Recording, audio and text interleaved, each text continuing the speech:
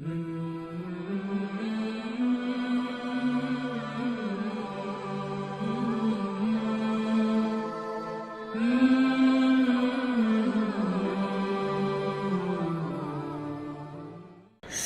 بن حسنہ رضی اللہ تعالیٰ عنہ کے حالات زندگی کی دوسری قسط میں حضرت ابوبکر صدیق رضی اللہ تعالیٰ عنہ کے عہد خلافت میں فتنے، ارتداد اور جھوٹے نبی بھی اٹھ کھڑے ہوئے تھے، جنہیں حضرت ابوبکر صدیق رضی اللہ تعالیٰ عنہ نے اپنے سپہ سالاروں کے ذریعے، جن میں شرجیل بن حسنہ رضی اللہ تعالیٰ عنہ اور خالد بن ولید رضی اللہ تعالیٰ عنہ بھی شامل تھے، اور اسلامی خلافت میں بدامنی کو پھیلنے سے روکا، اور سارے عرب نے خلافت صدیقی کے سامنے سر اطاعت خم کر دیا۔ اب ہم تیسری قسط کی جانب آگے بڑھیں گے۔ سن 13 ہجری میں شام کی رومی سلطنت کے خلاف جنگ کا آغاز ہوا تو حضرت ابوبکر صدیق رضی اللہ تعالیٰ عنہ نے اس مہم کے لیے 4 سپہ سالار مقرر کیے۔ متعدد روایت سے معلوم ہوتا ہے کہ خلیفۃ الرسول نے حضرت ابو عبیدہ الجراح رضی اللہ تعالیٰ عنہ کو حمص پر، یزید بن ابی سفیان رضی اللہ تعالیٰ عنہ کو بلخا اور دمشق پر، حضرت عمرو بن عاص کو فلسطین پر اور شرجیل بن حسنہ رضی اللہ تعالیٰ عنہ کو اردن پر مامور فرمایا، اور عملی قیادت کے سلسلے میں یہ حکم تھا کہ جس امیر کے حدود قیادت میں جنگ ہو وہی امیر لشکر کی قیادت کرے گا۔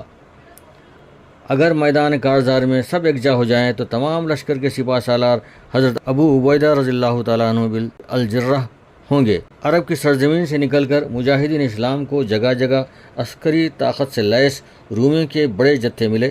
انہوں نے مسلمانوں کی زبردست مزاحمت کی، لیکن اہل حق کے جوش و جذبے کے سامنے ان کی کچھ نہ چلی۔ حضرت یزید بن ابی سفیان رضی اللہ تعالیٰ عنہ سب سے پہلے مدینہ منورہ سے روانہ ہوئے۔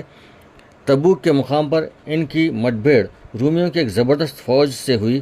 اس فوج کی قیادت رومیوں کے 4 انتہائی تجربہ کار افسر کر رہے تھے۔ اس فوج کے مقابلے میں حضرت یزید بن ابی سفیان کے لشکر کی تعداد بہت کم تھی، لیکن وہ اللہ کے بھروسے اس سے ٹکرا گئے۔ پہلے دن کی لڑائی میں ہار جیت کا فیصلہ نہیں ہوا۔ دوسرے دن پھر معرکہ کارزار گرم ہوا تو فریقین خوب جم کر لڑے۔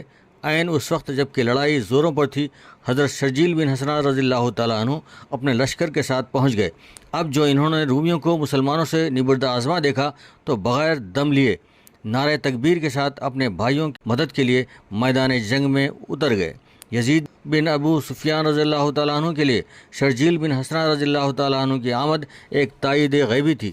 اب سب نے مل کر جوش و خروش کے ساتھ رومیوں پر اس زور کا حملہ کیا کہ ان کی صفیں الٹ گئیں اور تتر بتر ہو گئے۔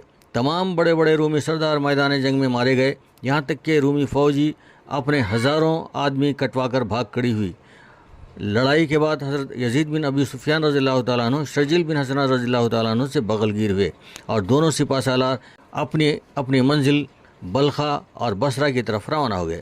واضح رہے کہ یزید بن ابو سفیان ایک الگ صحابی ہیں اور یزید بن معاویہ رضی اللہ تعالیٰ عنہ ایک الگ شخص ہے جس کے دور میں نواس رسول اور اہل بیت پر بہت ظلم ہوا ہے۔